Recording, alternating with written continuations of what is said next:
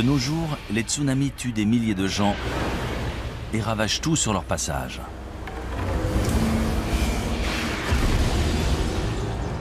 Les séismes détruisent des villes entières.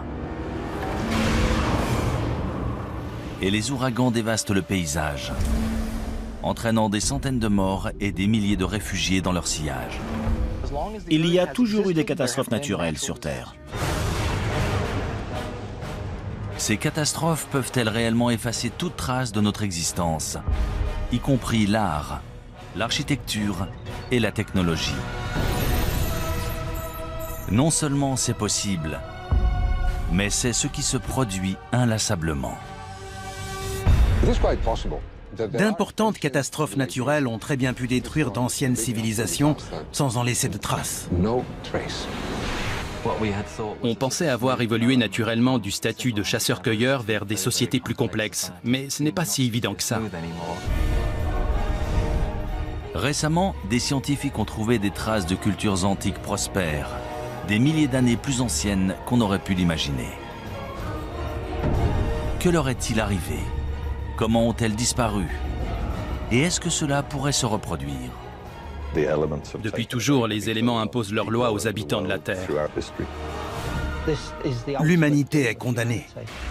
Sommes-nous vraiment destinés à disparaître de la surface de la Terre? Notre civilisation va-t-elle, elle aussi, disparaître à jamais?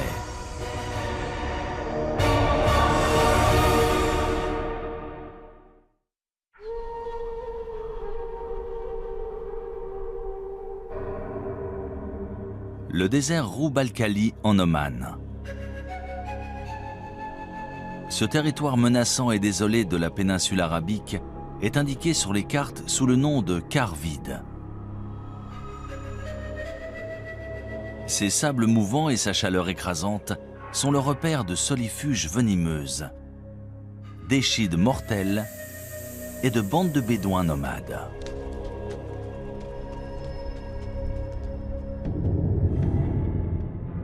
Mais si l'on en croit d'anciennes légendes, cette région était très différente.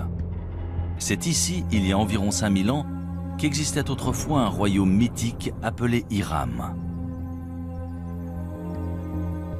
Connu pour sa richesse et sa splendeur, Dieu l'aurait détruit pour le punir de sa vilainie et de sa corruption. On en parle dans différentes sourates du Coran.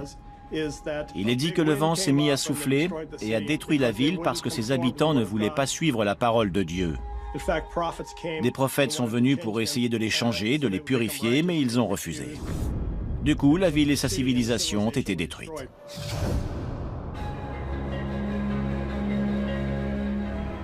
Pendant des siècles, historiens et explorateurs ont cherché des preuves de l'existence d'Hiram. Mais il faudra combiner technologie spatiale et archéologie traditionnelle pour enfin réussir à prouver qu'Hiram est bien plus qu'un mythe. En 1983, Nicholas Clapp, archéologue amateur, adresse une étrange requête à la NASA qui donne lieu à une expédition commune dans la péninsule arabique. Il venait de lire qu'on pouvait utiliser un radar imageur pour cartographier des rivières souterraines en Égypte. Il se demandait si on pouvait s'en servir pour trouver une cité disparue, en connaissant à peu près sa localisation.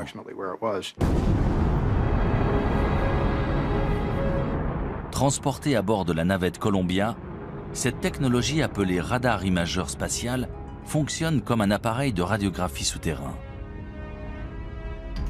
On enregistre d'abord des images depuis l'espace, puis on les modifie numériquement pour faire ressortir des détails invisibles à l'œil nu, notamment d'anciens lits de rivières et des routes de caravanes aujourd'hui enfouies sous le sable. Je n'aurais jamais cru qu'on pourrait découvrir depuis l'espace une cité disparue. Mais ils ont persisté et étudié des détails qui semblaient intéressants. Les images satellites ont un gros avantage. Elles permettent d'observer une région entière, de voir les détails dans leur contexte. Voilà une image d'un radar spatial d'une partie du Sahara, le désert au sud-ouest de l'Égypte, aujourd'hui l'un des endroits les plus secs de la planète. Cette large bande, c'est un ancien canal fluvial aussi large que la vallée du Nil. Et à l'intérieur, on peut voir un canal plus petit. Et voilà ce qu'on verrait une fois sur place. Là, on est au milieu de l'un de ces fleuves et on regarde une rive découpée plus haut. Ça a été une sacrée découverte. Dans l'Antiquité, les gens dépendaient de ressources, comme nous. Ils avaient besoin d'eau et de réseaux de transport. On a vu la relation entre ces différents éléments et découvert des pistes dans cette zone. Ça a été un point de départ dans notre recherche d'Iram. Les images satellites de Roub al-Khali montrent aussi d'anciennes routes de caravanes convergeant vers une zone le long de la frontière est du quart vide.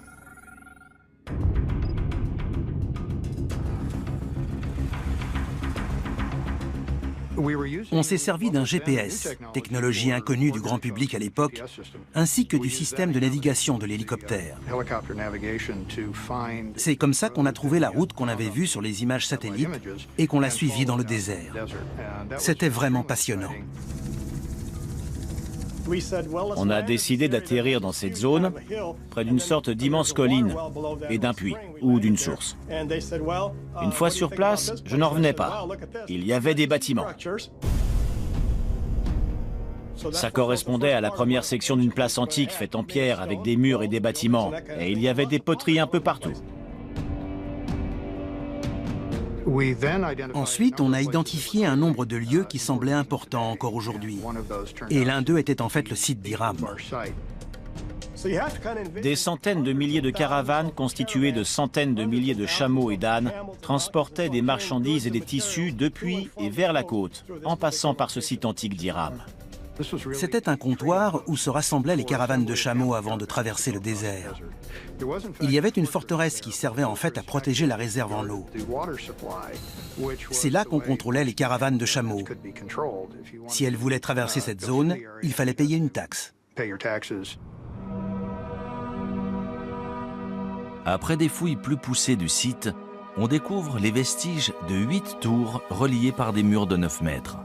Cela correspond à la description d'Iram dans le Coran, appelée aussi « cité des nobles piliers ».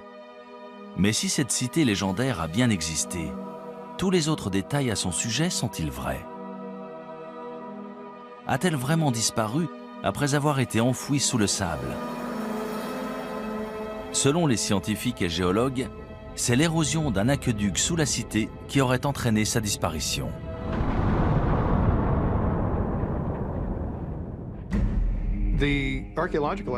Si l'on en croit les preuves archéologiques autour du site, lorsque les réserves en eau ont diminué, la forteresse s'est effondrée dans un entonnoir et les gens ont fui. Beaucoup sont morts. Les légendes anciennes relatent le même sort étrange. Mais un tel événement peut-il réellement avoir éradiqué un peuple entier? Peut-il vraiment avoir détruit toute trace d'une culture, d'une langue et d'une civilisation? D'après de nombreux archéologues et historiens modernes, de telles conséquences dévastatrices sont tout à fait envisageables. On ne sait déjà presque rien de notre histoire quand on remonte à 3, 4, 5 000 ans en arrière. Alors, si l'on remonte avant la dernière glaciation, voire les deux dernières, tout a changé, y compris les civilisations, les organisations et les communautés humaines. Tout a été perdu. Les premières cultures, en particulier celles qui n'avaient pas l'écriture, ont été en grande partie oubliées. On n'a aucune trace historique, et les seules traces qu'on puisse trouver sont archéologiques. Cela sous-entend qu'un archéologue trouve des vestiges de ces civilisations et se base dessus pour reconstruire leur histoire. Pendant des décennies, on a supposé que les humains existaient depuis environ 200 000 ans et que ce qu'on appelle la civilisation était apparu il y a seulement quelques milliers d'années. Mais de nouvelles découvertes remettent constamment en question ce que nous savons réellement de notre histoire.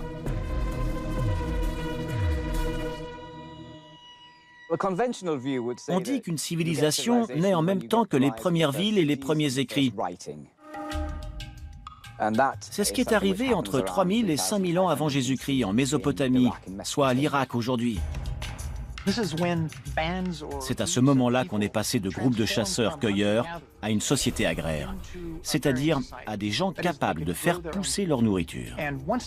C'est ce qui a permis de rester à un endroit précis. Et c'est avec cette sédentarisation de l'humanité qu'on a commencé à parler du concept de civilisation.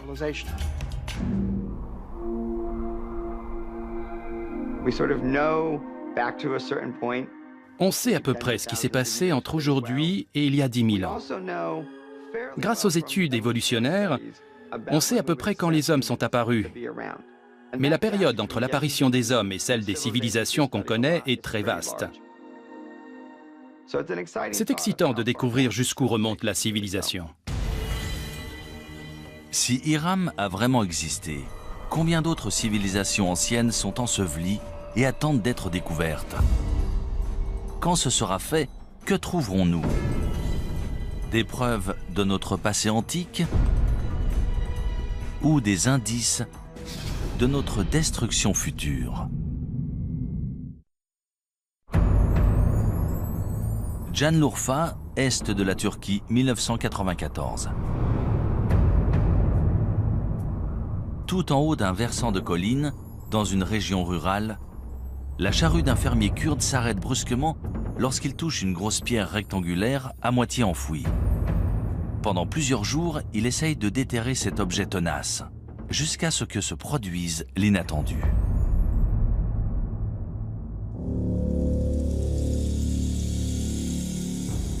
Le fermier découvre des traces de formes étranges sculptées dans la pierre. Très vite, sa découverte attire sur le site des équipes d'archéologues venus du monde entier. Après des fouilles minutieuses, on découvre une série d'immenses mégalithes présentant des sculptures d'animaux en relief extrêmement bien conservées. Sangliers, renards, bétail et de nombreux oiseaux, la plupart venant d'autres régions. Ces dessins sont magnifiquement exécutés. Certains lions sont absolument incroyables. C'est un site extraordinaire. Mais ce n'est pas le plus étonnant. On estime que ce site, connu sous le nom de Göbekli Tepe, ou la colline au nombril, aurait 11 000 ans, soit presque 5 000 ans de plus que tous les autres sites comparables. Göbekli Tepe a tout changé pour les archéologues. Suite à cette découverte, on a dû élargir notre définition du terme civilisation. On a tous été très surpris de découvrir Göbekli Tepe. On n'avait encore jamais vu de site aussi élaboré. C'est une découverte incroyable, surtout pour une période aussi ancienne. Göbekli Tepe est un site remarquable. Ces sculptures datent de 7000 ans avant les grandes pyramides. On se demande souvent comment les Égyptiens ont pu avoir accès à cette technologie et ce savoir-faire à leur époque. Mais maintenant, tout nous apparaît sous un nouveau jour. Göbekli Tepe a été érigé 7000 ans plus tôt.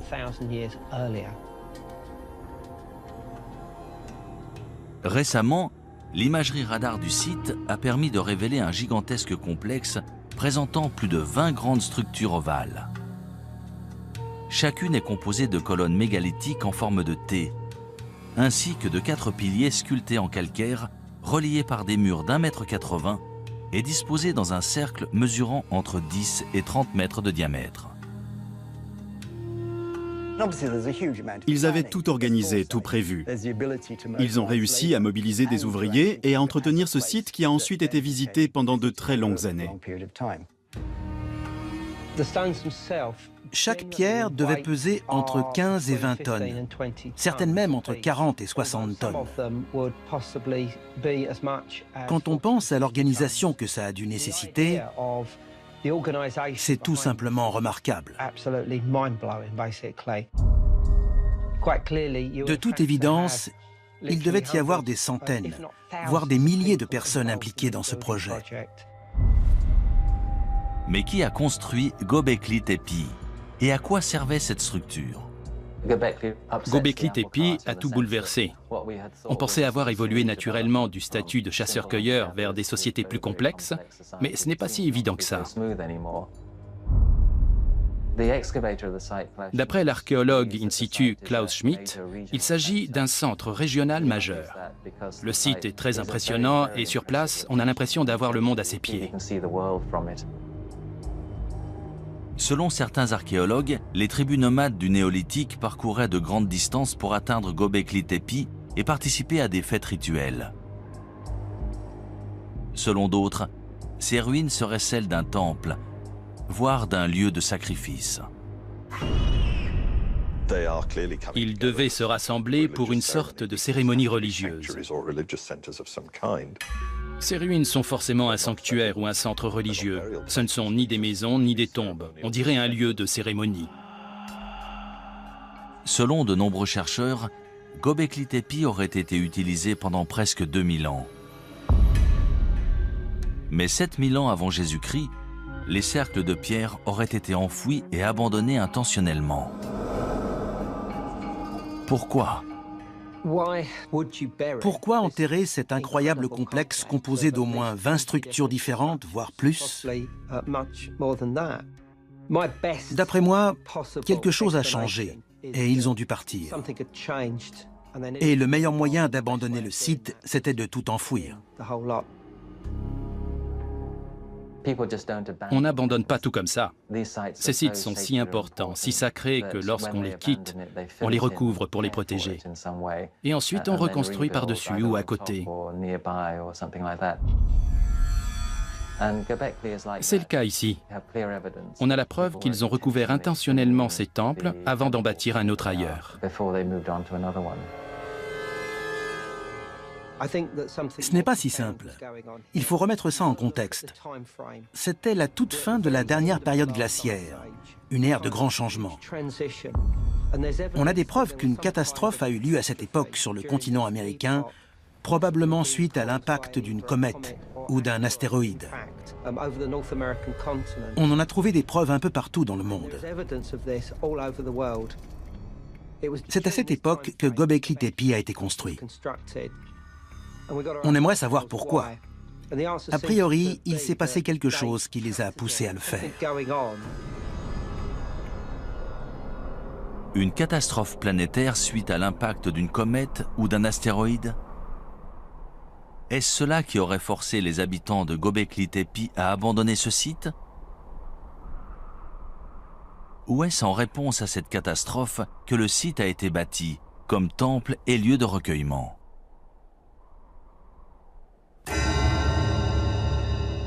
Selon certains chercheurs, la réponse se trouve tout près, au mont Ararat. Dans la Bible hébraïque, c'est là que l'arche de Noé aurait échoué une fois les eaux du déluge refluées. En fait, le mont Ararat se trouve à seulement une centaine de kilomètres de Göbekli Tepe.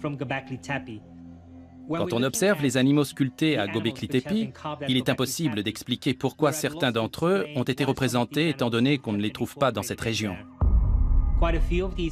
Est-ce que certains de ces animaux vivaient dans cette région à l'époque? Et dans ce cas, d'où venaient-ils? Si l'on en croit la mythologie, il s'agirait des animaux de l'arche de Noé. On a beaucoup étudié les origines du déluge. Ce récit existe un peu partout dans le monde. Il existe une version Ojibwe, une version amérindienne, une version chinoise, et on en parle dans la mythologie grecque et la mythologie hindoue. Il est tout à fait possible que des événements réels aient inspiré la mythologie et les légendes. Ces récits du déluge parlent peut-être de vrais déluges. Ces mythes et récits narrant un déluge et le sauvetage de nombreux animaux à bord d'une arche sont-ils vraiment inspirés de faits réels? Nous trouverons peut-être une réponse en étudiant d'autres civilisations disparues. Que vont-elles nous révéler du mystérieux passé et du futur incertain de l'humanité ?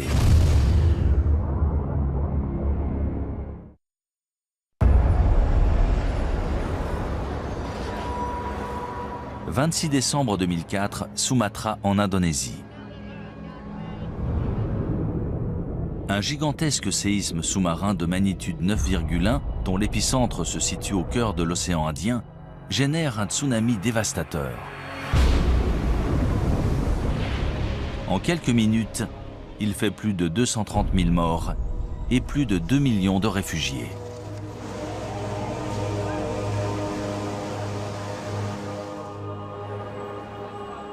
Sept ans plus tard, le 11 mars 2011, un séisme de magnitude 9 fait trembler le nord-est du Japon. C'est le plus puissant séisme qu'ait jamais subi l'île. Quelques minutes plus tard, un tsunami de 9 mètres balaye les terres, emportant des villes entières et environ 23 000 personnes.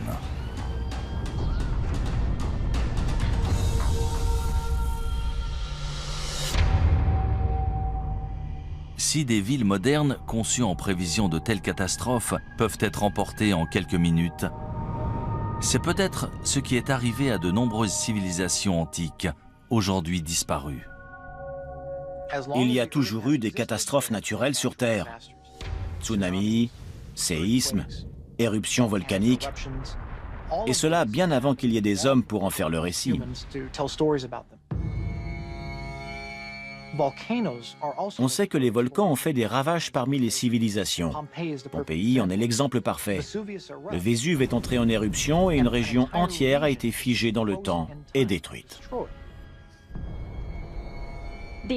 Les cités de Pompéi et Herculanum ont été ensevelies sous les cendres et les pierres volcaniques, mais aussi sous les coulées de lave qui les ont atteintes. Elles ont été préservées, et c'est seulement plus de 1500 ans plus tard qu'on a découvert qu'elles étaient encore là. Malheureusement, face à une catastrophe naturelle de cette ampleur, même une société sophistiquée et à la pointe de la technologie risque soit d'être suspendue et de perdre des décennies de progrès, soit d'être complètement détruite. Héraclion en Crète. En 1894, Sir Arthur Evans, linguiste et archéologue britannique, se rend sur cette île de la mer Égée pour traduire des tablettes en argile récemment découvertes et supposées datées de l'Antiquité grecque. Cependant, ce qu'il découvre surprend les historiens du monde entier. Cette écriture hiéroglyphe n'est pas grecque, mais issue d'une civilisation inconnue datant de 5000 ans avant Jésus-Christ. 3 ans plus tard, Sir Evans mène une expédition et découvre ce qu'on appellera le palais de Knossos.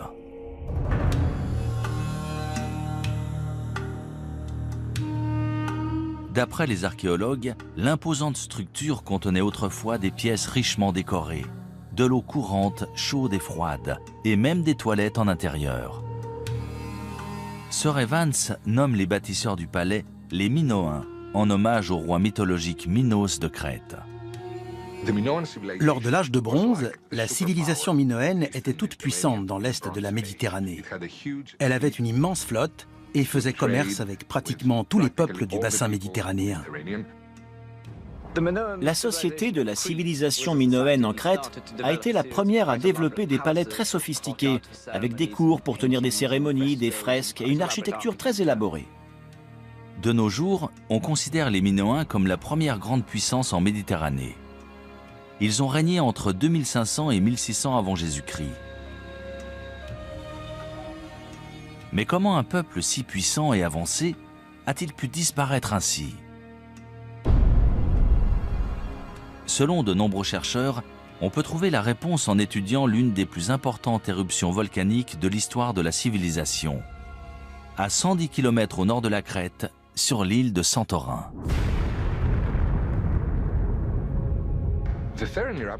L'éruption de Santorin s'est déroulée en 2 ou 3 phases sur plusieurs jours, voire plusieurs semaines. On pense que les habitants de l'île ont détecté des signes qui les ont avertis, vu qu'on n'a pas trouvé de squelette à Santorin, contrairement à Pompéi. Les habitants de Santorin ont eu le temps de s'enfuir.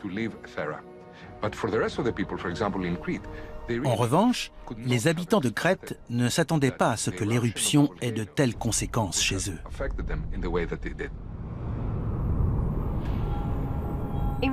En volcanologie, on parle de différents types d'éruptions volcaniques, de petites éruptions présentant surtout des coulées de lave, aux éruptions pliniennes ou ultrapliniennes si elles sont très importantes. Celle de Santorin était une éruption plinienne, peut-être même ultraplinienne. Elle était très explosive, à tel point qu'elle a détruit une majorité de l'île.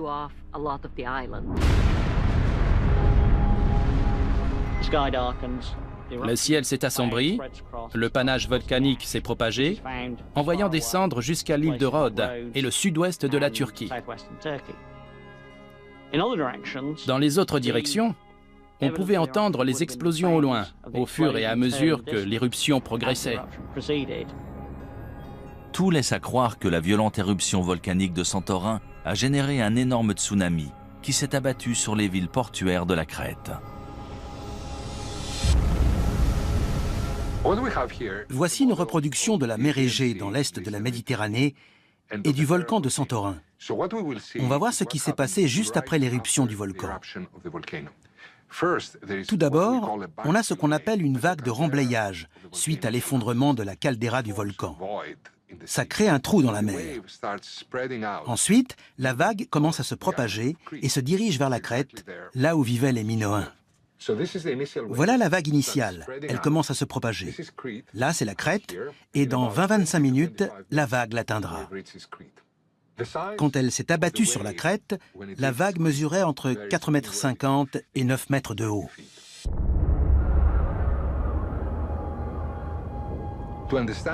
Pour comprendre ce qu'ont vécu les Minoens à l'époque, on peut observer ce qui s'est passé au Japon en mars 2011. C'est un énorme tsunami dont l'impact sur notre société se ressent encore chaque jour. Les Japonais ont réussi à se relever, mais ils n'étaient pas seuls. Le monde entier les a soutenus. Les Minoens, eux, n'avaient personne vers qui se tourner.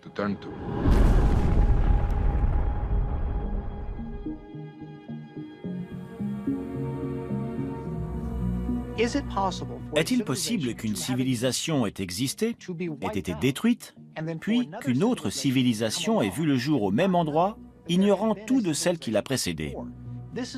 C'est une théorie fascinante qui entraîne bien des hypothèses. Du coup, de nombreuses personnes se demandent s'il n'y a pas eu une civilisation sur Terre bien avant toutes celles déjà connues, mais dont on ne saurait absolument rien.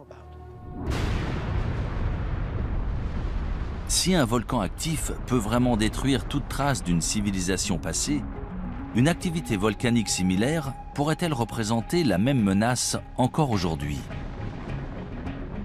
C'est ce que croient les volcanologues. Ils s'inquiètent qu'une telle catastrophe puisse menacer la côte est des États-Unis. L'île de La Palma, près de Tenerife dans les Canaries, présente une faille. On pense qu'une grande partie de l'île pourrait s'effondrer dans l'océan et, de ce fait, générer un gigantesque tsunami.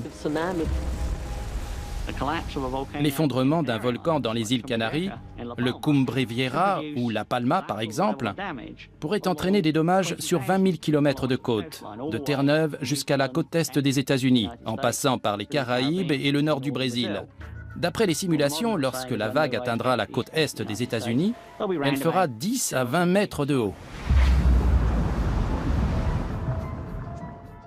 C'est à peu près la taille de la vague qui s'est abattue sur Sumatra après le séisme de 2004 et de celle qui s'est abattue sur le Japon après le séisme de 2011. Une catastrophe naturelle de type éruption volcanique, séisme ou tsunami, peut-elle réellement détruire toute trace d'une civilisation? Au point de bouleverser l'histoire de l'humanité pour les siècles à venir. La réponse se trouve peut-être dans un ancien cimetière rempli d'or. dans une ville côtière sur la mer Noire.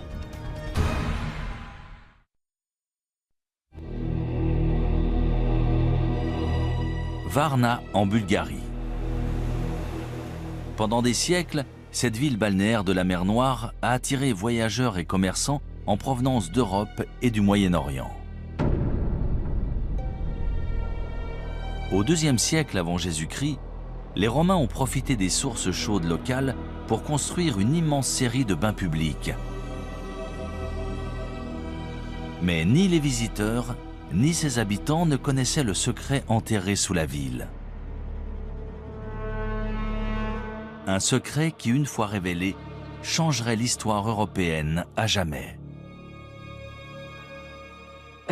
Ça s'est passé à la fin de l'automne 1972. Il y avait un site de construction en cours dans la zone industrielle de Varna. Ils creusaient pour installer des câbles électriques. Retcho Marinov, conducteur d'excavateur, creuse une tranchée d'1,20 m de profondeur lorsqu'il tombe sur ce qu'il pense être d'anciens artefacts en cuivre. Il les rapporte chez lui pour les mettre en sécurité. Quelques semaines plus tard, un habitant du village lui a dit que ces objets étaient très intéressants. Le directeur du musée de Dalgopol est venu chez lui, et lorsqu'il a vu tous ces objets, il n'en croyait pas ses yeux. Le lendemain, des archéologues du musée de Varna, parmi lesquels Alexander Minchev, retournent sur le site de construction et sont stupéfaits de leur découverte.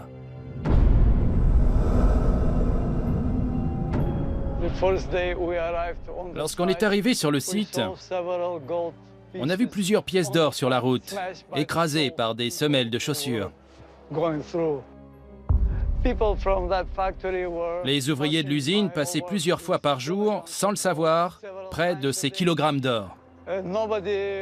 Personne n'aurait cru que de tels trésors étaient cachés sous un champ, dans une zone pareille.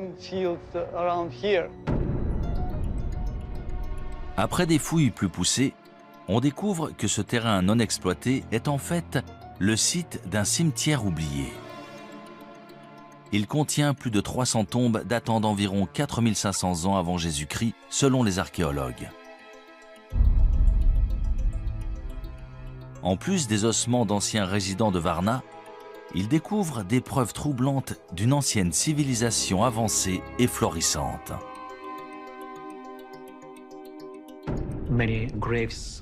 On a trouvé de nombreuses tombes avec des ossements humains.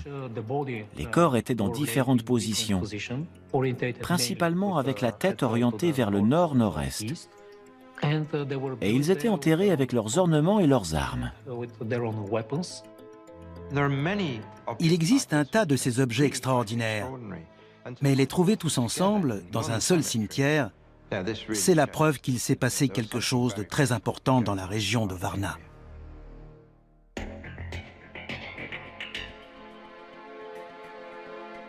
On a trouvé à l'intérieur de ces tombes plus de 15 000 artefacts à la conception élaborée, notamment des haches en cuivre et une grande quantité de bijoux en or et en jade. La tombe 43 de Varna est très spéciale. C'est l'une des plus abondantes. On y a trouvé un corps d'homme entre 40 et 45 ans et des objets incroyables, notamment un préservatif en or. C'était un symbole de puissance sexuelle, de pouvoir du mâle et de fertilité. D'un côté, on a ce préservatif, et de l'autre, une masse en or qui est un symbole politique. On n'avait encore jamais vu nulle part ailleurs cette combinaison de symbolisme politique et sexuel. L'or, c'est un signe de statut. C'est un matériau très rare, qui brille et ne se ternit pas, qui est durable. C'est pour ça qu'il est signe de haut rang social et qu'on l'exhibe. Les archéologues ont trouvé des objets en or dans de nombreuses tombes, la majorité concentrée seulement dans une poignée d'entre elles. Suite à la découverte inattendue de Varna, les historiens ont découvert les premiers Européens sous un nouveau jour. Dans les peuplements que l'on connaît, qui datent de 1000 à 2000 ans avant Varna, on a trouvé des objets, souvent très beaux, mais rarement liés au rang social. Il n'y avait pas autant de différence entre les familles. Ici, sur 300 tombes, il y en a 8 incroyablement riches. C'est une concentration importante.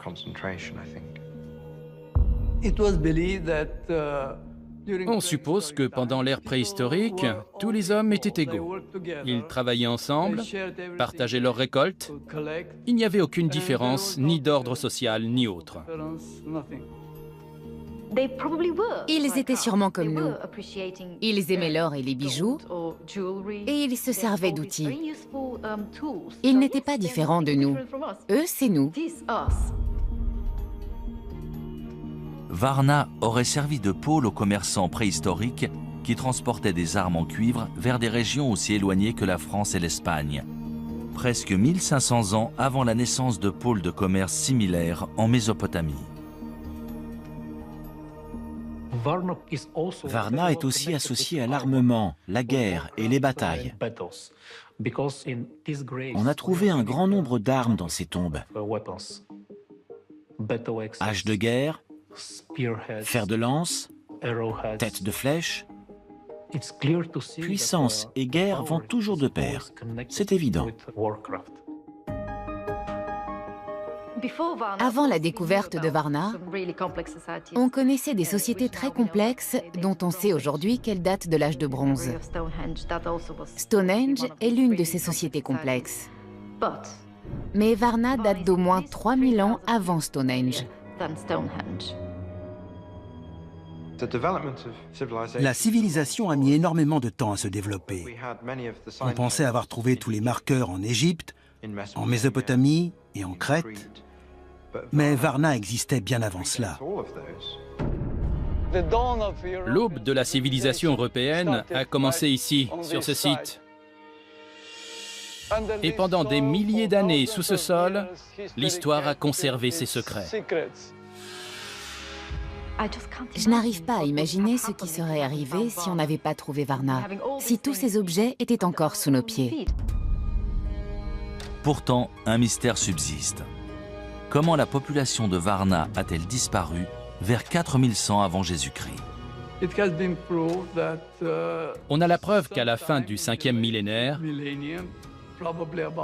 probablement vers l'an 4200 avant Jésus-Christ, il y a eu un important changement climatique. Le niveau de l'eau a augmenté et les températures sont devenues plus élevées. De ce fait, les conditions agricoles se sont détériorées. Est-ce qu'un changement climatique, sûrement à l'origine de sécheresses et de famines, pourrait avoir causé la disparition de Varna? Récemment, des fouilles archéologiques au Moyen-Orient nous ont fourni de nouvelles informations. D'après de nombreux archéologues et spécialistes, ces découvertes vont nous permettre de résoudre le mystère entourant la disparition de Varna et d'autres cités disparues. Mais d'autres se basent sur des preuves différentes, plus incroyables encore. Celles des catastrophes naturelles et des cataclysmes de proportions mondiales, voire nucléaires. Des preuves qui impliquent que le temps nous est compté.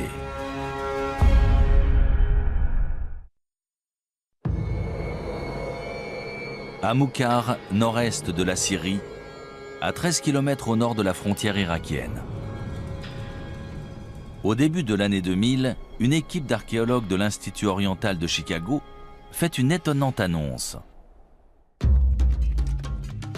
Ils ont découvert les ruines d'une civilisation inconnue datant de plus de 6000 ans. Les fouilles ont révélé une cité autrefois florissante appelée Amoukhar,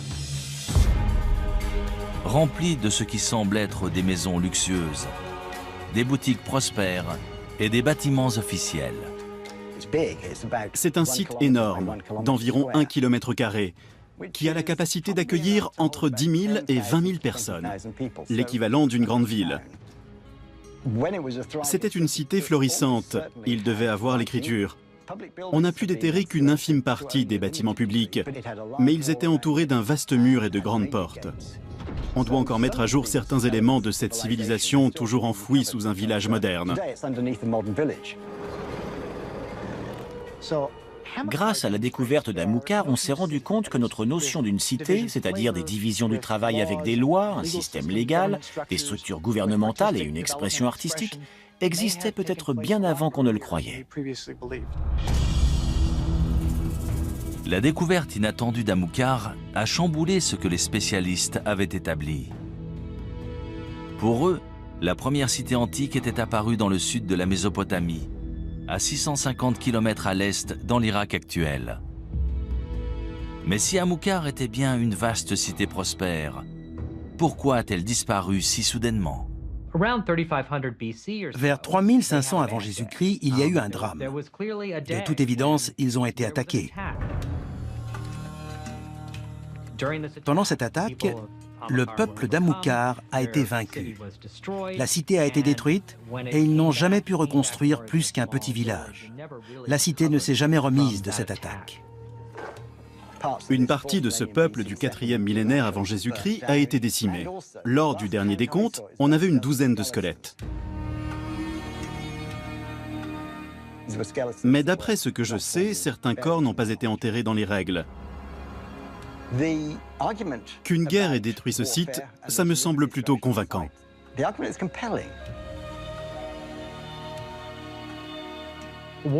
Au moment de la destruction d'Amukar, on se battait la plupart du temps à main nue. Mais on a des preuves que les habitants d'Amukar utilisaient des balles. Pas des balles de revolver, évidemment, plutôt des projectiles avec des frondes.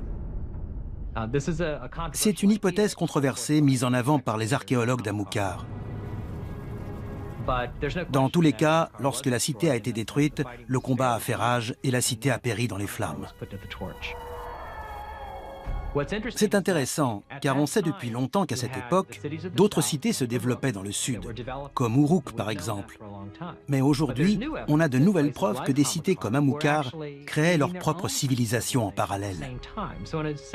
Avec une telle dynamique nord contre sud, la destruction d'Amukar a pu sonner le glas de ces peuples du nord qui essayaient de créer leur propre mode de vie. Ils ont fini par être vaincus par les peuples du sud, ce qui a bouleversé le cours de l'histoire. À des centaines de kilomètres à l'ouest d'Amukar se trouvent les ruines d'un autre peuplement antique, Caramel. En 2007, des archéologues qui déterraient des tombes anciennes in situ ont découvert les fondements de 5 larges tours en pierre de 4,50 m de diamètre et d'environ 6 mètres de haut chacune. Elles auraient au moins 10 000 ans. Ces ruines sont situées dans le nord de la Syrie, pas très loin de Göbekli Tepe. De toute évidence, il s'agit de la même culture. Nous ignorons pourquoi ce site a été construit. Tout laisse à penser qu'il s'agissait de défense. Il devait sûrement faire face à des prédateurs, animaux ou humains. À quoi servaient ces tours? Est-ce qu'elles faisaient partie d'une forteresse? S'agissait-il de tours de guet ou avaient-elles une autre utilité? Honnêtement, on n'en sait rien.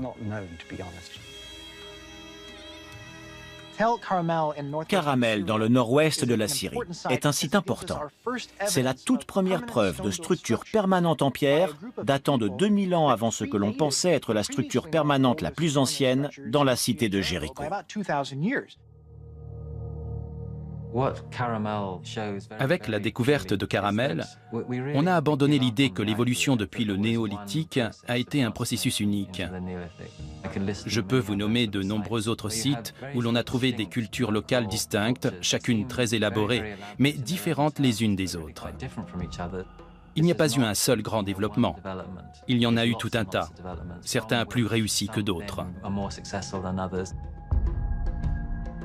Pour la plupart des spécialistes, Caramel et Amukar ont été détruites par des armées venues du sud de la Mésopotamie. Dans l'Antiquité, il y avait énormément de conflits. Je ne parle pas de guerre mesquine et irréfléchie. Il s'agissait d'agrandir des cités, de s'approprier plus de territoires et de subordonner plus de villes pour taxer plus de résidents. Ces guerres territoriales sont-elles la seule cause de la destruction de ces grandes cités antiques? Depuis peu, une autre théorie infiniment plus hasardeuse a vu le jour. Caramel et Amilcar ont peut-être été victimes d'une étrange et spontanée explosion nucléaire. En 1972, des scientifiques du Gabon en Afrique découvrent des traces d'un événement nucléaire au cœur d'une mine d'uranium. On sait que les réacteurs nucléaires génèrent des déchets. En mesurant la quantité, on peut dire de quand ils datent. Et c'est comme ça qu'on a découvert qu'ils remontaient à 2 milliards d'années. Il y a un réacteur nucléaire dans le Soleil, à l'origine de toute vie. Mais pourrait-il y en avoir un sur Terre? Après tout, dans les années 50, on se demandait s'il était possible de créer un réacteur nucléaire naturel dans l'écorce ou le noyau terrestre. L'uranium-235 est notre principale source de réacteurs à fission nucléaire. C'est assez commun, plus que l'or. Sur l'échelle des larges éléments qui peuvent se diviser, celui-ci est relativement courant et peut être extrait. Pour créer une réaction nucléaire, il faut surtout 2 choses. Un uranium suffisamment dense et de quoi ralentir les neutrons. Le mieux pour ralentir des neutrons et obtenir une réaction en chaîne, c'est l'eau. Et dans cette zone d'Afrique de l'Ouest, il y avait la parfaite combinaison avec juste ce qu'il faut d'eau et d'uranium suffisamment dense pour obtenir un réacteur nucléaire. Avec un réacteur naturel, on peut engendrer une catastrophe de l'ordre de celle de Tchernobyl, 1 degré de radiation qui pourrait affecter la santé des gens. Si de l'uranium venait à alimenter un réacteur nucléaire naturel, cela engendrerait une fission nucléaire, et c'est ce qu'on veut éviter à tout prix. Dans tous les cas, ça serait sous terre. Ça aurait les mêmes effets qu'un volcan. Donc, ce serait bien une catastrophe naturelle. Selon certains scientifiques, une telle explosion nucléaire aurait balayé toute vie à des centaines, voire des milliers de kilomètres autour du site du dépôt d'uranium. Si cela s'est produit en Afrique de l'Ouest, pourquoi pas ailleurs? Peut-être même à Amilcar. Quand on sait que c'est arrivé à un endroit précis il y a environ 2 milliards d'années, on se dit qu'il y a forcément d'autres endroits, en particulier sous terre, où l'on n'a pas bien cherché. À mon avis, peu de gens croient que ces civilisations ont disparu suite à d'importantes catastrophes naturelles. Combien ont disparu il y a 20 ou 30 000 ans et dont on ignore encore tout? On ne se concentre que sur les civilisations des 5000 dernières années. On ne sait rien au-delà de l'histoire chinoise ou égyptienne.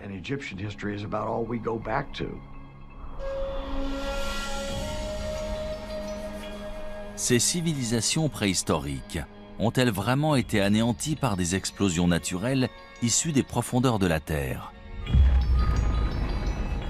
Ou est-il possible que ces cités antiques aient été détruites depuis beaucoup plus loin?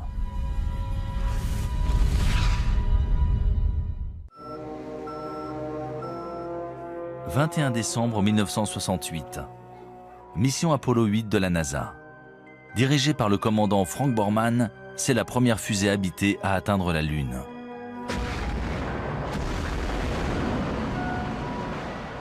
Après avoir tourné 10 fois en orbite autour de la Lune, les astronautes capturent parmi les plus belles images de sa surface. Sur ces photographies, on voit la Lune jalonnée de milliers de larges cratères. Certains y voient la preuve qu'elle a été le site d'une activité volcanique virulente. Mais d'après des preuves récentes, ces nombreux cratères seraient le résultat d'un incident plus sérieux. D'énormes impacts d'astéroïdes. Des astéroïdes qui ont peut-être aussi bombardé la Terre.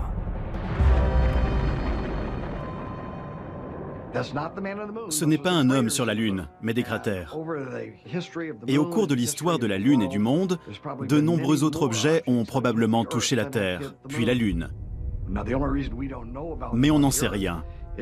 La végétation et l'environnement ayant tout recouvert, au point qu'ils sont devenus presque indétectables. La plus grande catastrophe naturelle qui pourrait se produire et tous nous anéantir, ce serait l'impact d'un bolide, une météorite qui tomberait sur Terre. On sait que c'est une météorite qui est à l'origine de la disparition des dinosaures.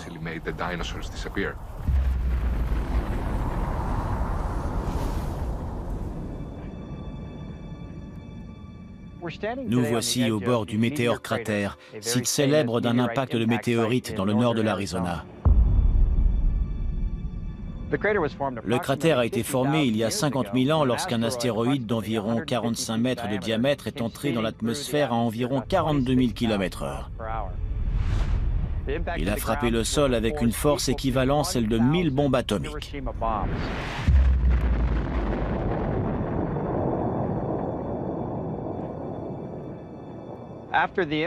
Aujourd'hui, le cratère fait environ 1250 mètres de diamètre, 4 km de circonférence et environ 168 mètres de profondeur. Pour résumer, si l'on plaçait le Washington Monument au fond du cratère, la pointe de l'obélisque serait au même niveau que les bords du cratère. S'il se produisait un tel événement dans un endroit aussi peuplé que la ville de New York, par exemple, on estime que personne ne survivrait dans un périmètre de 16 km.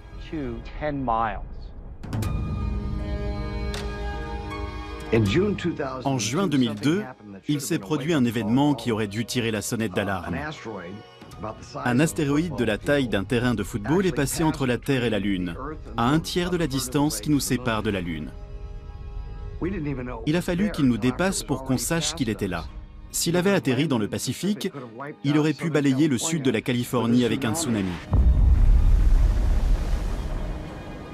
Un objet d'un incroyable pouvoir destructeur a frôlé la Terre et on ne s'en est rendu compte qu'après son passage.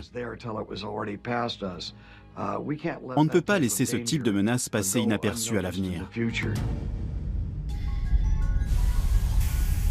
En 2005, la NASA a commencé à suivre les plus gros astéroïdes connus risquant de heurter la Terre. C'est ce qu'on appelle des objets géocroiseurs. Un objet géocroiseur est soit une comète, soit un astéroïde progressant dans l'espace proche de la Terre. Techniquement, c'est un objet qui peut se trouver à 45 millions de kilomètres de l'orbite de la Terre et dont la taille peut varier entre une balle de golf et un pâté de maison, voire plus. Même si de nombreuses météorites de la taille d'une balle de baseball entrent tous les jours dans notre atmosphère, ils se désintègrent dans la haute atmosphère. Seuls les astéroïdes d'au moins 30 mètres de diamètre risquent de frapper la surface de notre planète. Le dernier astéroïde le plus dévastateur a frappé la Terre le 30 juin 1908 au-dessus de la rivière Tunguska, en Sibérie russe.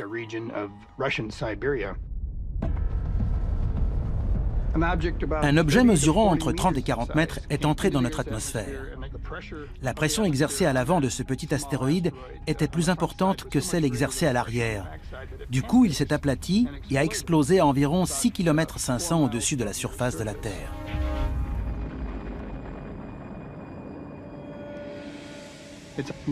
Des arbres sont tombés sur 2000 km². C'est une région inhabitée. Il n'y a donc pas eu de blessés, mais des rennes sont morts, des arbres se sont renversés et il y a eu de nombreux dégâts. On parle d'environ 5 mégatonnes d'énergie, soit 385 fois l'énergie générée par la bombe d'Hiroshima à la fin de la Seconde Guerre mondiale. Même si l'impact d'un météore de la taille d'un terrain de football aurait des conséquences dévastatrices, les scientifiques redoutent surtout des objets encore plus gros. Il y a environ 1000 astéroïdes d'1 ou 2 kilomètres, voire plus, dans l'espace près de la Terre. Un impact de ce type entraînerait des conséquences planétaires. Et ce n'est pas le pire. La poussière et les débris projetés dans l'atmosphère plongeraient la Terre dans le noir. Sans oublier les pluies acides et les tempêtes de feu causées par les débris s'abattant sur notre planète. En plus de la poussière, la suie stopperait la photosynthèse, indispensable aux plantes. Et bien sûr, aux animaux se nourrissant de ces plantes. En cas d'impact d'astéroïdes, le plus problématique seraient les effets secondaires. Lorsqu'on parle d'impact d'astéroïdes ou de météores, on parle d'objets qui pourraient annihiler non seulement des populations d'organismes vivants, mais des civilisations entières, comme ils l'ont fait par le passé. Ces dernières années, l'équipe d'observation des objets géocroiseurs de la NASA a élargi ses recherches pour inclure des objets de plus de 140 mètres de diamètre. L'un d'eux, un astéroïde de 300 mètres de large nommé Apophis, devrait approcher la Terre en 2029. Apophis est très gros. Il a été découvert en 2003 et pendant un temps, on pensait qu'il allait heurter la Terre. Il y avait une chance sur 37 qu'il nous heurte en 2029. Mais grâce à des observations poussées, on a exclu un impact en 2029. Malgré tout, il passera tout près. Il sera visible à l'œil nu depuis l'Europe. Vous devriez voir un astéroïde passer près de la Terre sans la heurter. Même si les scientifiques ont calculé la trajectoire d'Apophis, ils ne peuvent prévoir comment cet énorme astéroïde réagira face à d'autres facteurs, notamment la pesanteur de la Terre. Le plus inquiétant, c'est qu'une fois passé, il repassera 7 ans plus tard. Et l'on ignore si la pesanteur de la Terre aura modifié sa trajectoire. Il pourrait donc revenir pour heurter la Terre. S'il passe à travers un trou de serrure de 600 mètres au moment de son approche en 2029, il repassera et heurtera la Terre en 2036. Il n'est pas assez gros pour détruire notre planète, mais suffisamment pour causer des centaines de milliers, voire des millions de morts, s'il frappe au mauvais endroit. Malheureusement, d'après les scientifiques, il ne s'agit plus d'une hypothèse.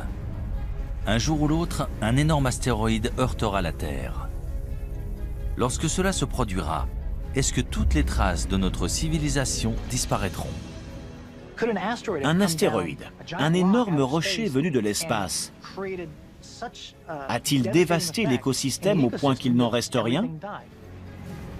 Il est possible de balayer une espèce entière et toute trace de ce qui existe. Cela pourrait-il expliquer pourquoi d'autres civilisations anciennes ont été détruites et pratiquement oubliées ? Il est très possible que des civilisations anciennes aient été détruites par des objets géocroiseurs qui nous ont heurtés. Objets qui ont complètement transformé la nature de la planète. Je sais que beaucoup de gens nous prennent pour des fous qui pensent que le ciel va leur tomber sur la tête. Non, le ciel ne va pas nous tomber sur la tête. Mais il y a bien quelque chose là-haut qui se dirige vers nous.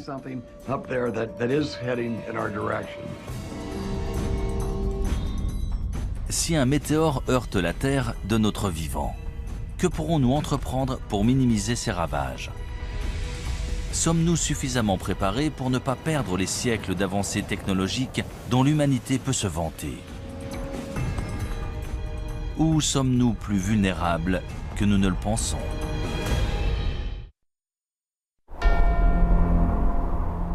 Le Kilimandjaro en Tanzanie. En l'an 2000, le paléoclimatologue Lonnie Thompson et son équipe de chercheurs ont foré au cœur d'un glacier recouvrant le pic de la montagne. Ils ont recueilli des échantillons de carottes de glace, preuve des conditions et changements climatiques non seulement depuis 20 à 30 ans, mais depuis des dizaines de milliers d'années. Une carotte est une colonne de glace. On en recueille plusieurs à la surface pour retracer l'histoire du climat et de l'environnement dans différentes parties du monde. Ces carottes ont des couches bien distinctes et en mesurant l'épaisseur de ces couches, on peut calculer l'évolution des précipitations dans le temps. Les bulles d'air préservées dans la glace retracent l'histoire de la composition de notre atmosphère. Là, on peut remonter jusqu'à 800 000 ans en arrière, en étudiant notamment le dioxyde de carbone, le méthane et le protoxyde d'azote. On peut même observer des micro-organismes pris dans la glace. D'ailleurs, on a ressuscité des organismes qui étaient dans la glace depuis plus de 50 000 ans. Tout ce qui est dans l'air est archivé dans la glace. On assiste à des périodes de calme, puis à des périodes où se produisent des cataclysmes. C'est ça la vie sur Terre, on passe de l'un à l'autre.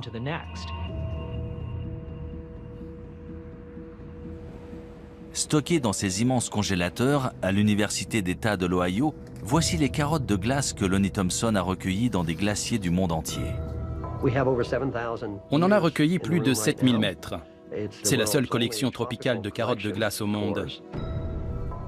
Certaines viennent du Kilimandjaro et d'autres de l'archipel François-Joseph à l'extrême nord de la Russie. On a toute une collection provenant de l'Himalaya et du Tibet. La plus ancienne carotte jamais forée dans une région montagneuse vient de l'ouest de la Chine et date d'il y a plus de 750 000 ans. Les carottes de glace sur ce rayonnage proviennent du plateau de Bruce, dans la péninsule antarctique. Elles ont été forées cette année et seront découpées et étudiées dans le laboratoire. D'après une étude récente de ces échantillons, un événement climatique radical s'est produit sur Terre il y a environ 5200 ans.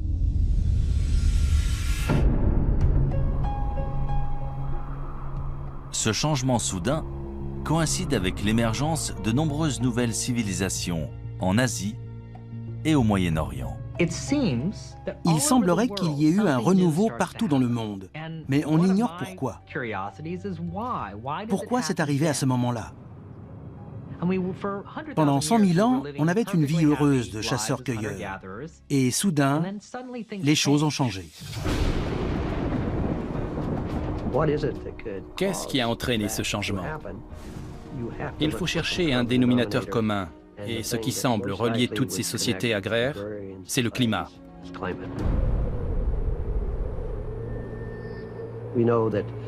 On sait qu'à cette époque, le désert du Sahara s'est asséché.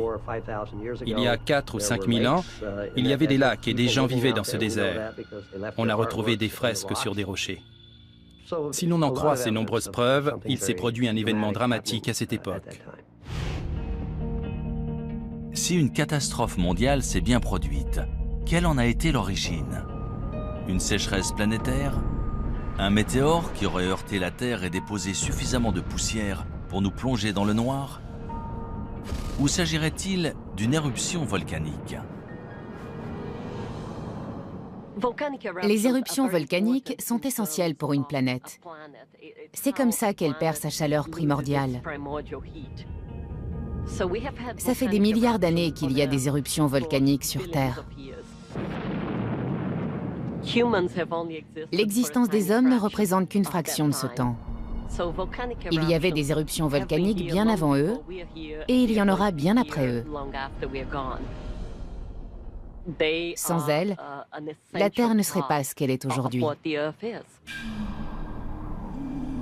On compte de nombreux volcans actifs à travers le monde, la plupart trop petits pour détruire la Terre à l'échelle mondiale. C'est sans compter sur un supervolcan. Il y a des volcans qu'on considère comme normaux. Ils rejettent une certaine quantité de lave et d'énergie et génèrent une explosion d'une certaine taille.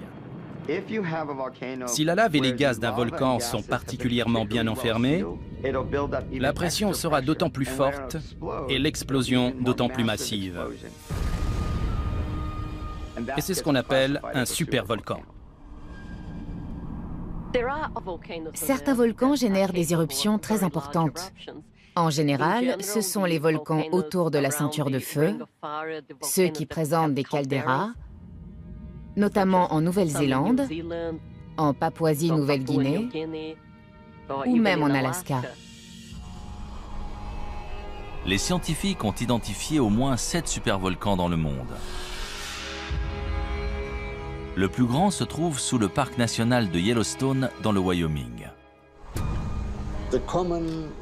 Si l'on en croit la géophysique, à Yellowstone et dans certains autres endroits sur Terre, il y a une concentration de chaleur en profondeur, ce qui entraîne une fonte partielle de la roche dans ces régions. Et de ce fait, de temps à autre, cela peut provoquer une gigantesque éruption.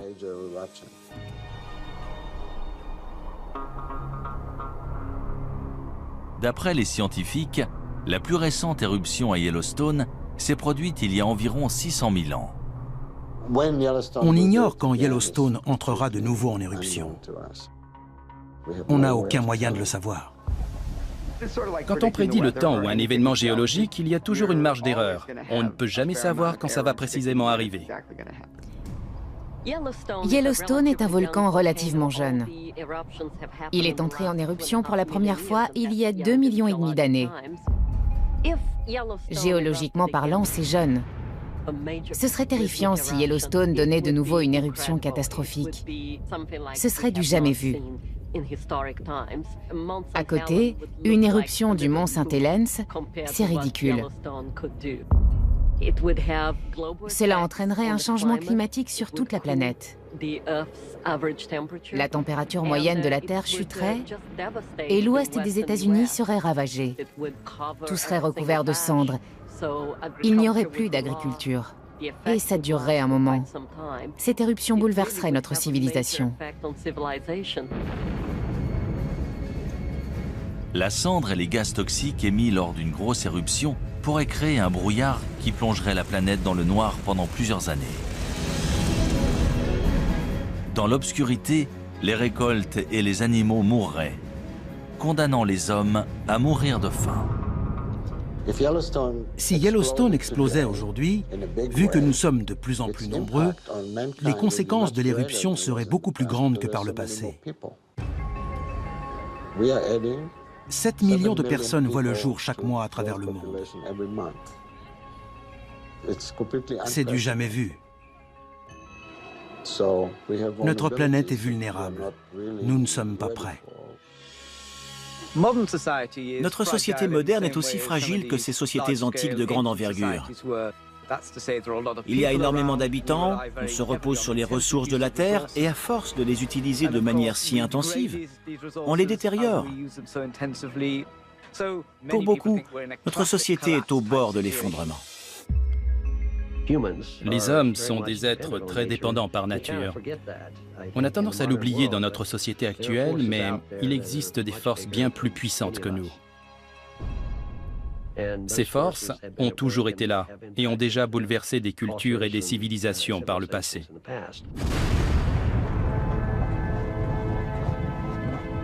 Ce genre de catastrophe planétaire semble tout droit sorti d'un film de science-fiction. Pourtant, de nombreux gouvernements et entreprises se préparent à un tel événement. Malheureusement, une question subsiste. Leur plan fonctionnera-t-il ?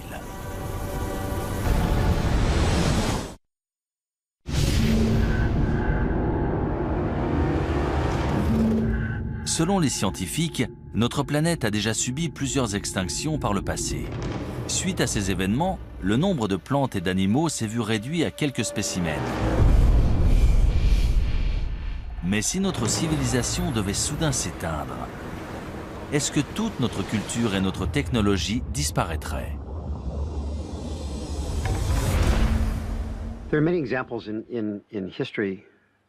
Ce ne serait pas la première fois qu'un peuple perd ses technologies et son savoir-faire.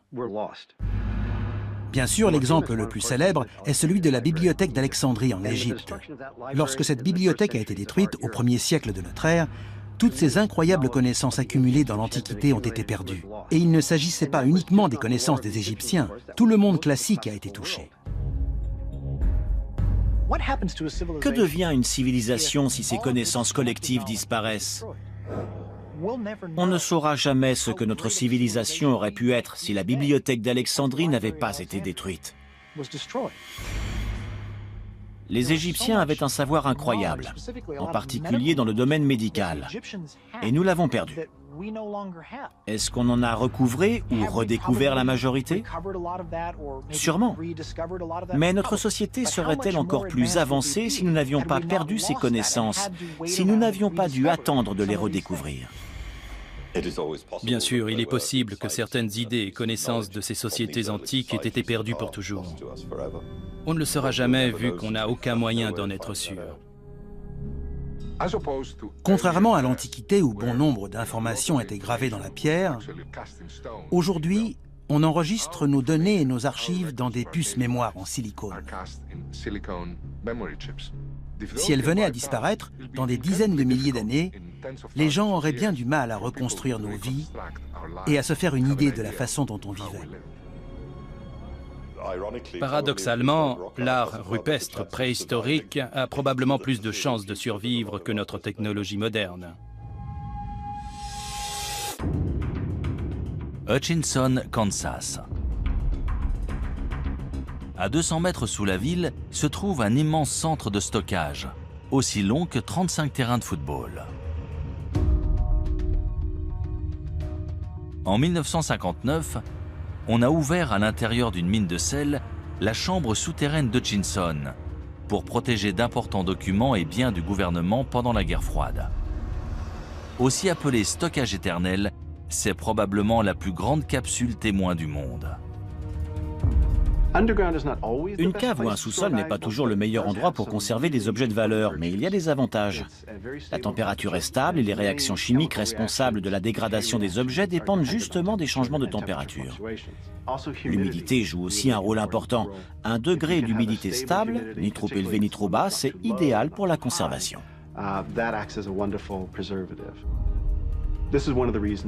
C'est l'une des raisons pour laquelle les musées ont toujours une température et un degré d'humidité stable. Et un moyen simple d'y parvenir, sans utiliser trop d'énergie, c'est de s'enfoncer sous terre. Dans cette mine, en plus, le sel absorbe naturellement l'humidité. Prenons le cuir qui a servi à rédiger les manuscrits de la mer Morte. Il a été lavé dans cette mer salée et le sel a agi comme un conservateur naturel, empêchant les microbes d'abîmer le cuir. C'est pour ça qu'ils sont encore en si bon état aujourd'hui.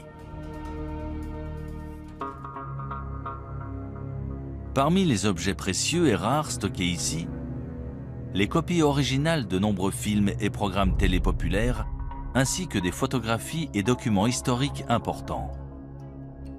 Grâce à une température constante de 20 degrés Celsius, cette chambre souterraine offre des conditions de préservation presque parfaites. Quelle que soit la civilisation, y compris la nôtre, quand on veut conserver un objet, il faut le mettre dans une chambre forte ou une grotte pour qu'il ne soit pas exposé aux éléments. Il existe dans tout le sud de l'Europe des grottes abritant des dessins et peintures extrêmement bien conservés. La plus ancienne et élaborée de toutes a été découverte en 1994 dans la vallée de l'Ardèche en France. D'après les scientifiques, les œuvres à l'intérieur de la grotte Chauvet datent de 30 000 ans avant Jésus-Christ. C'est l'une des plus belles grottes ornées de la période glaciaire. C'est impressionnant. On n'en avait encore jamais vu de cette taille dans cette région. Elle est d'une incroyable richesse. Il y a environ 400 peintures et gravures d'animaux, de magnifiques représentations de chevaux, de rhinocéros, d'ours, une grande variété d'images.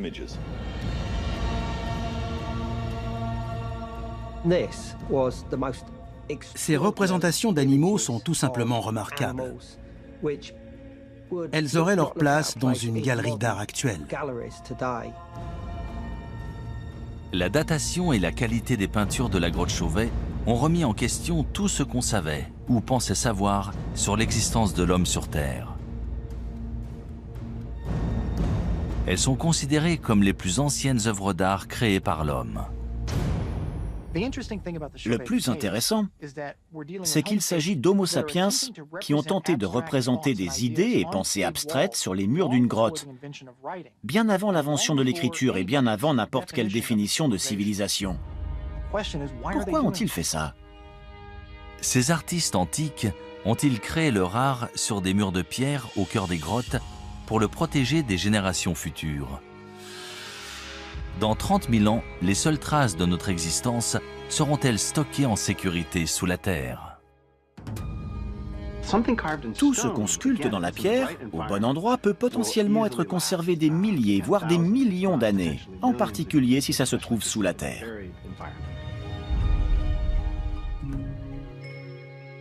C'est sur une île norvégienne isolée, à 1300 km au sud du pôle Nord et à presque 125 mètres au cœur d'une montagne de grès, que se trouve la réserve mondiale de semences du Svalbard.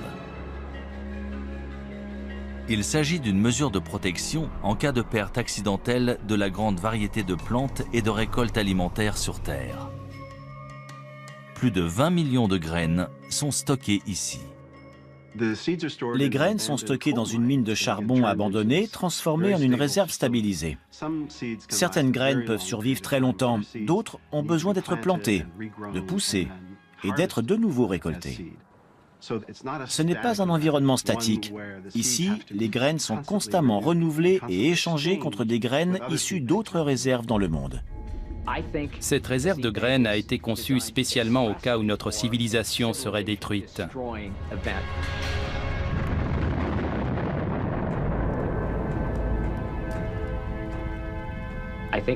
C'est un moyen de s'assurer que s'il reste des survivants, ils pourront reconstruire notre société.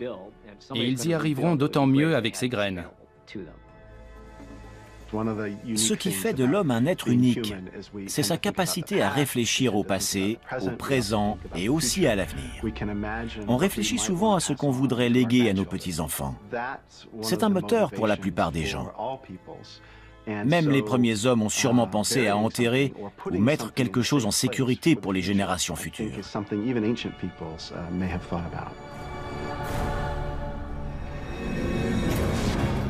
Si des civilisations anciennes ont délibérément conservé des preuves de leurs connaissances et technologies avancées dans des grottes ou structures souterraines, ces trésors cachés pourront-ils nous aider à savoir qui nous sommes et d'où nous venons?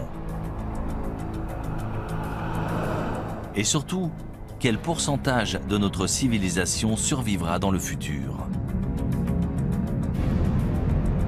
Pouvons-nous réellement disparaître de la planète sans laisser de traces?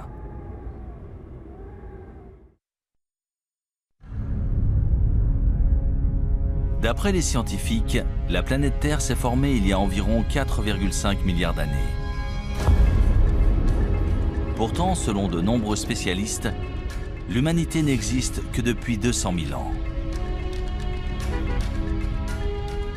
Pourrait-il se tromper? Des civilisations humaines ont-elles existé sur Terre il y a des centaines de millions d'années avant de disparaître sous la surface de notre planète sans laisser de traces? C'est probablement le cas, vu que la préhistoire humaine se mesure en millions d'années et que la civilisation, elle, se mesure en dizaines de milliers d'années. Il y a un trou, peut-être un type de civilisation qui nous a échappé. Tout semble indiquer que certaines civilisations très anciennes ont simplement disparu sans laisser de traces. 1 million d'années, même 100 millions d'années pour nous, c'est seulement une fraction de la durée de vie de la Terre. Il y a 100 millions d'années, des dinosaures vivaient sur Terre. Et si d'autres formes de vie existaient avant eux, il y a 1 milliard d'années? On n'a aucun moyen de le savoir et donc aucun moyen de dire « non, ça n'est jamais arrivé ». Si la Terre a bien subi une catastrophe planétaire, qu'est-il arrivé à la race humaine? Que se passerait-il si notre civilisation tout entière était balayée par une gigantesque éruption volcanique? Si l'atmosphère devenait toxique et qu'on mourrait tous, est-ce qu'on devrait de nouveau apprendre à faire du feu? Combien de temps ça nous prendrait? Seuls les habitants des régions les plus reculées survivraient. Ils redeviendraient des chasseurs-cueilleurs jusqu'à ce qu'ils arrivent à reconstruire une civilisation des milliers d'années plus tard. Si des civilisations passées ont bel et bien disparu, est-il possible que des traces de notre société moderne se retrouvent enterrées sous terre et finissent par être oubliées? Prenons l'exemple de Tchernobyl. On voit bien à quelle vitesse ces constructions modernes se sont délabrées. Regardez ces traces. En seulement 50 ans, la majorité de cette infrastructure s'est énormément détériorée. Imaginons qu'on nous demande de quitter New York, de l'abandonner là, tout de suite. Dans 1000 ans, elle serait ensevelie sous des débris, sous l'eau. La plupart des bâtiments se seraient effondrés depuis longtemps. Allons encore plus loin, disons dans 10 000 ans. Je doute que quelqu'un arrive à reconnaître quoi que ce soit. Il faudrait vraiment savoir ce qu'on cherche pour le trouver.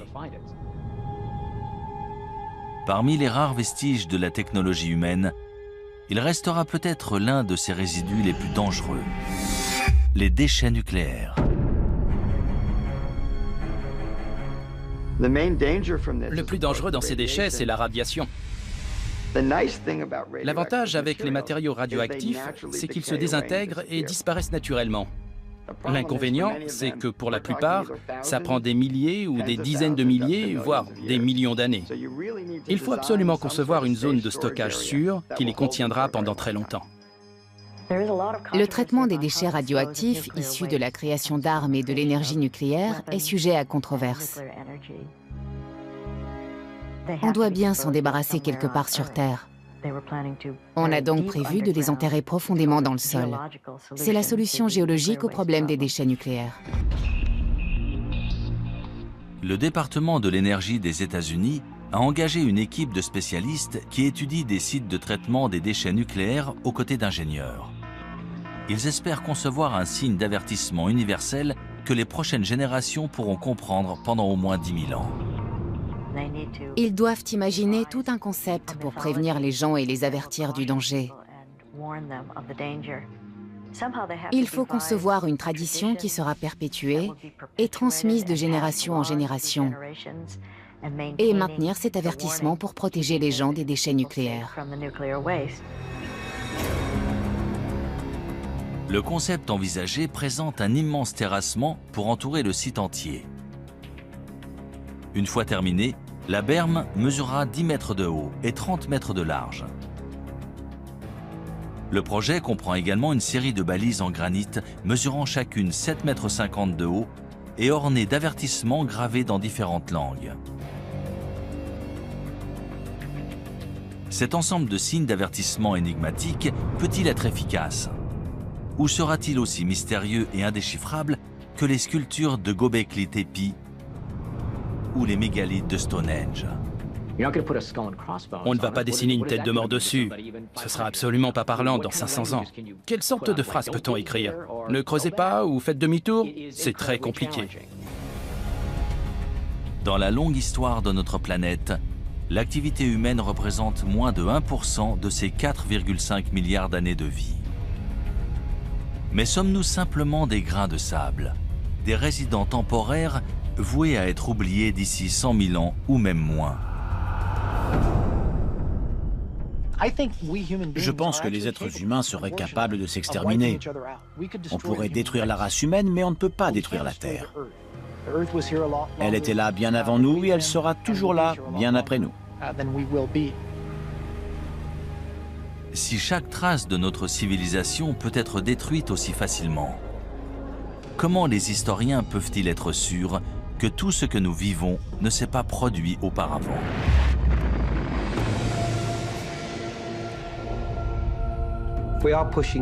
Plus ça va, plus on remonte loin dans l'histoire. À mon avis, on va finir par découvrir des vestiges qui nous feront réaliser que les civilisations ont bel et bien existé bien plus tôt qu'on ne le pense. Des vestiges qu'on ne voit pas pour l'instant. Plus ça va et plus on repousse la date d'origine, qu'il s'agisse d'objets, des poteries par exemple, ou de la sédentarisation et l'usage du feu. Il ne faut jamais fixer une date et dire que ça n'existait pas avant. On finit toujours par trouver des preuves du contraire. Les civilisations ont sûrement évolué plus d'une fois. Elles ont été détruites par un événement, puis sont réapparues, et ça, c'est une leçon pour nous aujourd'hui. N'importe quel spécialiste vous le dira. Plus on a d'informations, plus on se rend compte qu'on ne sait rien de notre monde.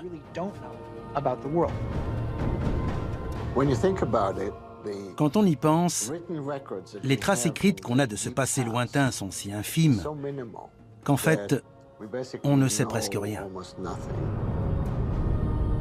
L'histoire de l'humanité est-elle si mystérieuse? Ou reste-t-il des indices cachés attendant d'être découverts? Quand nous les trouverons, écouterons-nous leur avertissement? Et si nous n'en tenons pas compte, deviendrons-nous une autre civilisation disparue?